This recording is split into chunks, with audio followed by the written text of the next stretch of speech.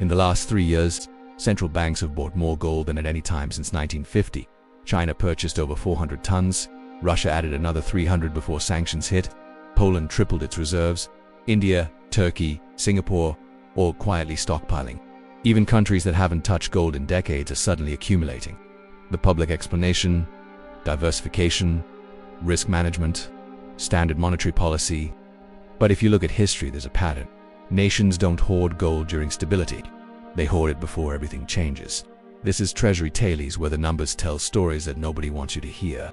And right now, the numbers are screaming a warning that most people aren't listening to. We're watching the opening moves of a silent war, not fought with weapons or armies, but with something far older: gold. And if history is any guide, what comes next will reshape the global financial system in ways that will determine who wins and who loses for the next 50 years. The question isn't whether a monetary reset is coming. The question is whether you'll see it before it's too late. Let me show you what governments don't want you to notice. Because once you see the pattern, you can't unsee it. Every major monetary reset in modern history follows the same playbook. First, the silent accumulation. Nations quietly buy gold while telling their citizens that paper currency is perfectly safe. Then comes the crisis: a war, a depression, a currency collapse. And finally, the reset, a new monetary system built on the ashes of the old one. And the countries that accumulated gold beforehand write the rules. This has happened 3 times in the last century, and it's about to happen again. Let's start with 1944. Bretton Woods. World War II was ending. The global economy was in ruins. Europe was devastated. Asia was occupied. The British Empire was bankrupt. And in a hotel in New Hampshire, representatives from 44 nations gathered to design a new financial order. The United States dominated those negotiations, not because of military power alone, but because America held over 20,000 tons of gold, more than 60% of the world's official reserves. While other nations had spent their gold financing the war, the US had accumulated, and with that leverage, they established the dollar as the world's reserve currency. Every other currency would be pegged to the dollar, and the dollar would be backed by gold at $35 per ounce. The Bretton Woods system was born, and for the next 27 years, gold determined who had power. But by the 1960s, cracks appeared. The US was spending heavily on the Vietnam War and domestic programs. Dollars were flowing overseas faster than gold could back them. France, under Charles de Gaulle, noticed they started converting their dollars to gold. So did other nations. America's gold reserves plummeted from over 20,000 tons down to 8,100. And in August 1971, President Nixon had no choice. He closed the gold window, ended dollar convertibility. Bretton Woods collapsed. The first reset was over.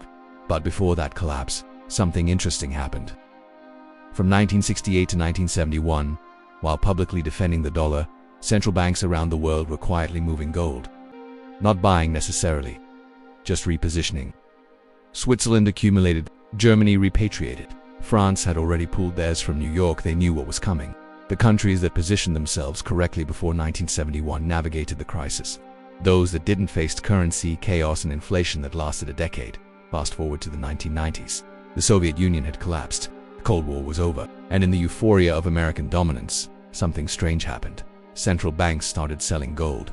The Bank of England famously sold half of Britain's reserves between 1999 and 2002 at the bottom of the market, $275 per ounce. It became known as Brown's Bottom, named after Gordon Brown, the chancellor who authorized it. Switzerland sold 1,300 tons. The Netherlands sold 300. Even the IMF unloaded 400 tons. The narrative was simple. Gold was a barbarous relic, a holdover from primitive economics. The future was tech stocks and financial innovation. Who needs gold when you have the internet? But while Western central banks sold, others bought. China, which barely registered in global gold markets in 1990, began a decades-long accumulation program, quietly, through state banks and mining operations. Russia did the same. By 2008, when the financial crisis hit, these nations had positioned themselves, and that crisis was the second reset. Not as dramatic as Bretton Woods, no formal conference, but the aftermath fundamentally changed how the system works. The Federal Reserve expanded its balance sheet from $800 billion to over $4 trillion. The European Central Bank, the Bank of Japan, all followed. Quantitative easing became permanent. Money printing became policy, and gold. It went from $800 an ounce in 2008 to over $1,900 by 2011. The central banks that had accumulated were rewarded. Those that had sold, punished. Now look at today. Since 2022, central bank gold purchases have exploded. In 2022 alone, central banks bought over 1,000 tons. In 2023, another 1,000 tons. That's not normal. For context, annual central bank purchases averaged around 400 tons for the previous decade. China is leading the surge.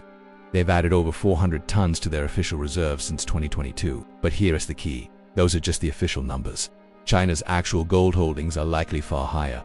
They purchase through commercial banks, state-owned enterprises, and undisclosed channels. Conservative estimates put China's real reserves at over 4,000 tons. Some analysts say it could be double that.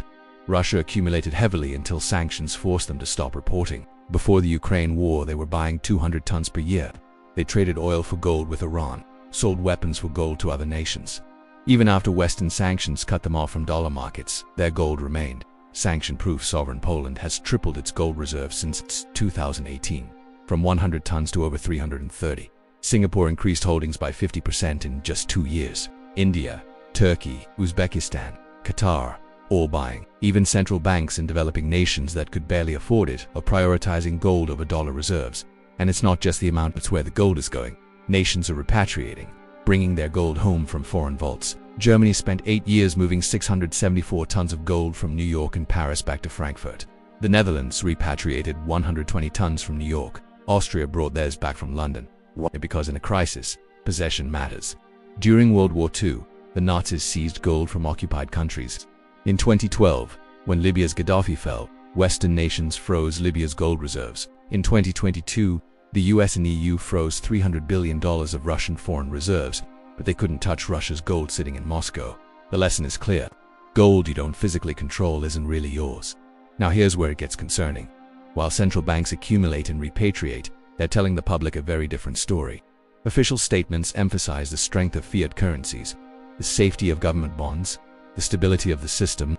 Gold is rarely mentioned, and when it is, it's downplayed as a minor reserve asset, a tradition more than a necessity.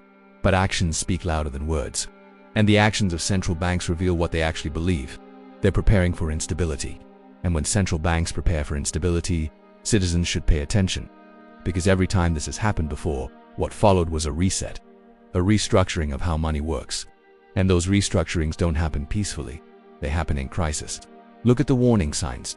Global debt has reached $315 trillion. The dollar's share of global reserves has fallen from 70% in 2002 under 60% today. The BRICS nations, Brazil, Russia, India, China, South Africa, are openly discussing an alternative to the dollar-dominated system.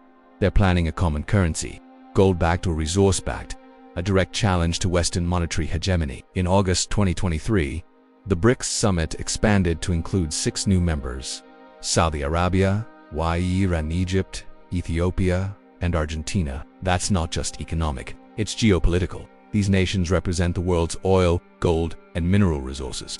If they coordinate outside a dollar system, the implications are seismic.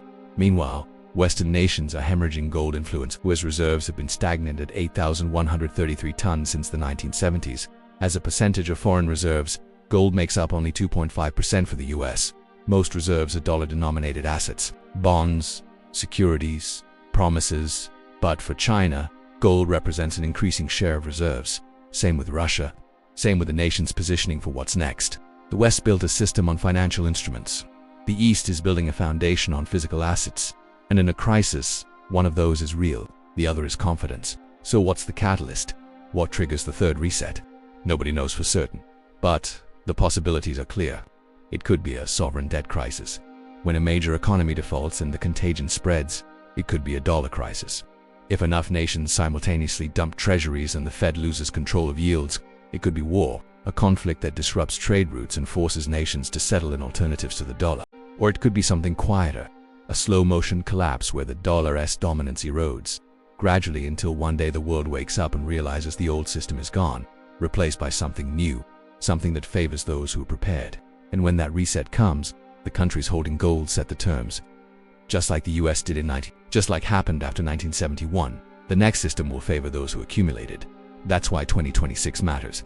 Multiple analysts, from different perspectives, have pointed to the mid-2020s as a potential inflection point. The IMF is conducting a review of the special drawing rights basket. The BRICS are accelerating their alternative currency plans.